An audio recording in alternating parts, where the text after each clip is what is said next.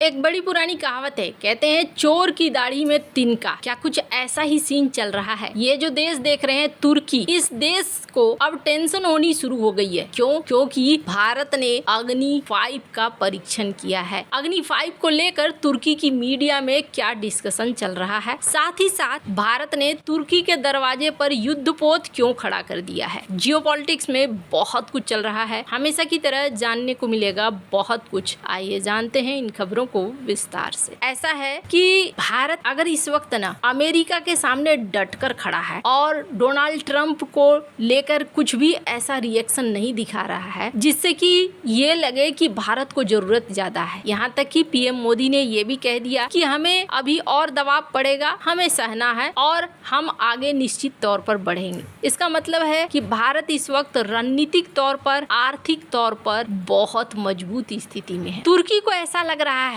कि तुर्की अब खलीफा बन सकता है। और तुर्की के ना अंदाज को आप ऐसे देखिए, स्क्रीन पर एक आर्टिकल देख सकते हैं जिसमें गाजा के बच्चों के लिए भी बोलो, ये कहना है तुर्की की राष्ट्रपति की पत्नी का। उन्होंने मेलानिया ट्रंप की जो पत्नी है उनको एक चिट्ठी लिखी और चिट्ठी लेकर कहा कि आपने तो यूक्रेन के बच्चों के लिए राष्ट्रपति पुतिन से गुहार लगाई और चिट्ठी लिखी है। क्या आपको गाजा का ख्याल नहीं आता है? गाजा के लिए भी कुछ वैसी ही चिट्ठी लिखो। तो यहाँ पर आप देखेंगे कि फिलिस्तीन मुद्दे पर तुर्की इजराइल के खिलाफ खड़ा है और बहुत ही अच्छे स्ट्रॉन्ग अंदाज में खड़ा है। ये चीज तो देखने को मिल रहा है। शुरू से तुर्की ने अपने बयान नहीं बदले हैं। चलो यहाँ से हमें कोई मतलब नहीं है फिलिस्तीन का मामला, लेकिन तुर्की यहाँ से भी उठकर आ जाता है और उठकर कहाँ आ जाता है? ये आ जाता है मालदीव। और मालदीव में तुर्की ने एक बड़ा एक्शन लिया। तुर्की ने एक वॉरशिप को गिफ्ट किया है मालदीव को। याद रखिएगा, इसने गिफ्ट किया है, इन्होंने बेचा नहीं है। मालदीव खरीदने वाले हालत में है नहीं, इसलिए इन्होंने मालदीव को बेचा भी नहीं है। इन्होंने मालदीव को दान में दिया है ये युद्धपोत। और ये युद्धपोत कोई आम युद्धपोत नहीं है। 30-40 साल तक इसने भले ही तुर्की की नौसेना में सेवा करी है, लेकिन जब ये तुर्की की नौसेना में आई थी तब ये चर्चा का विषय बन गया था। इसलिए चर्चा का विषय बन गया था क्योंकि तुर्की की नौसेना में इसके आते ही बड़े बदलाव होने शुरू हो गए थे। जर्मनी ने इसे बनाया था और फिर इन्हें मिला था। मालदीव की राजधानी माले में एक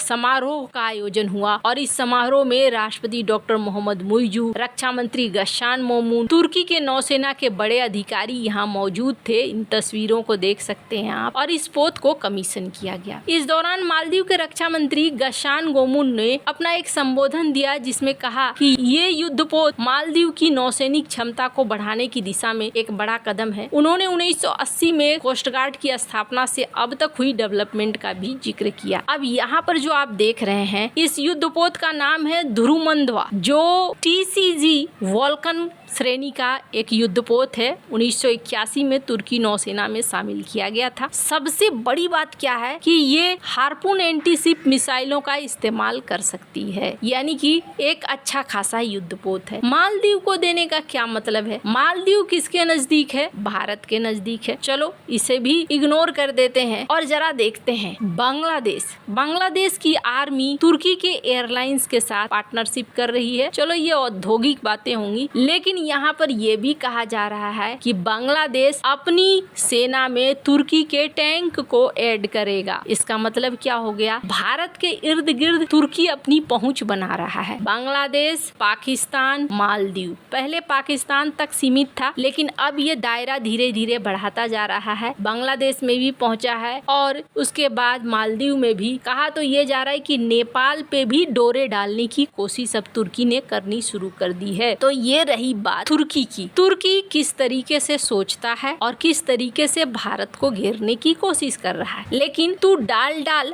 और मैं पात पात, वो वाली कहानी है इस वक्त भारत के साथ। सबसे पहले तो इन दोनों देशों अजरबैजान और तुर्की को एक बड़ा झटका दिया भारत ने। और वो झटका क्या था? भारत के लोगों ने दरअसल दिया है ये झटका। पर्यटकों की संख्या काफी हद तक कम हुई है। अजरबैजान में तो काफी ज्यादा कम हुई है। वहीं दूसरी तरफ ग्रीस के लिए ना ये मौके पे चौका जड़ने वाली बात है और यहाँ पर ग्रीस ने इस मौके को लपक लिया है और अपने देश में ऐसे लुभावने ऑफर दे रहा है ग्रीस की पर्यटकों की संख्या वहाँ पर बढ़ेगी। और अगर आप सोच रहे हैं कि पर्यटकों से कोई खास आमदनी तो होती नहीं होगी, ये कोई बहुत बड़ी बात थोड़ी है तो ऐसा नहीं है। अच्छा खासा खर्च करते हैं भारतीय और अच्छा खासा घूमते भी है। आज के डेट में इकोनॉमी में एक बड़ा हिस्सा टूरिज्म बन चुका है। खैर, ग्रीस इस मौके को और भी लपक रहा है। रियल एस्टेट सेक्टर में भी भारतीय इन्वेस्टर्स को बुला रहा है और भारत को यहाँ इन्वेस्ट करने को कह रहा है। भारत भी खुशी खुशी इस दिशा में बढ़ रहा है। क्यों बढ़ रहा है? क्योंकि ग्रीस किसका जानी दुश्मन है? तुर्की का। यानी तुर्की का इलाज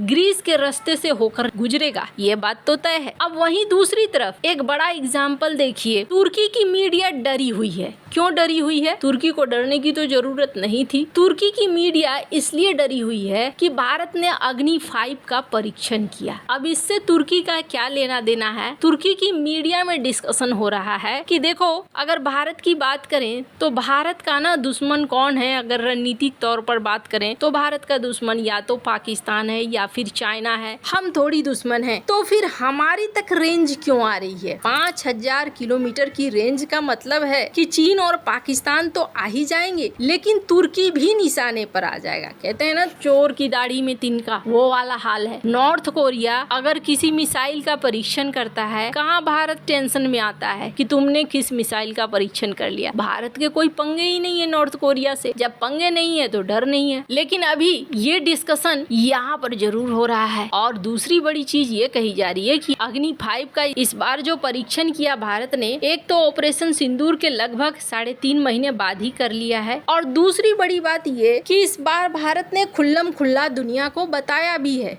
कि हाँ, हमने परीक्षण किया है और हमने अग्नि 5 का परीक्षण किया है। एक नोटिस भी जारी किया, ऐलान भी कर दिया, जिससे भारत ने समझा दिया कि भाई हम यहाँ पर तैयार हैं। अगर कुछ भी ऊट पटांग हुआ तो फिर आगे मुश्किल होगी। वैसे आपको बता दूं, सिर्फ इतना ही नहीं, अब भारत ने युद्धपोत भी तुर्की के दरवाजे के आसपास भेजने शुरू कर दिए हैं, और इनमें से एक है INS तमाल, जो पोर्ट कोल के लिए ही सही लेकिन ग्रीस के बंदरगाह पर उतरा था। और ये ग्रीस को बिल्कुल भी पसंद नहीं आएगा, क्योंकि ग्रीस के लिए ये किसी बड़े टेंशन से कम नहीं है कि भारतीय युद्धपोत अब उसके आसपास नजर आने लगे हैं। कहते हैं जैसी करनी वैसी भरनी, और भारत की अभी रणनीति एक अलग लेवल पर चल रही है। ऐसे में ये सोचना कि भारत छोड़ देगा, ये मूर्खता है। जिस तरीके की रणनीति भारत की इस वक्त है। वैसे आपको क्या लगता है? इन सब मामले में आपकी क्या राय है? कमेंट कर जरूर बताएं। जल्द मिलते हैं अगले वीडियो में नई खबर के साथ।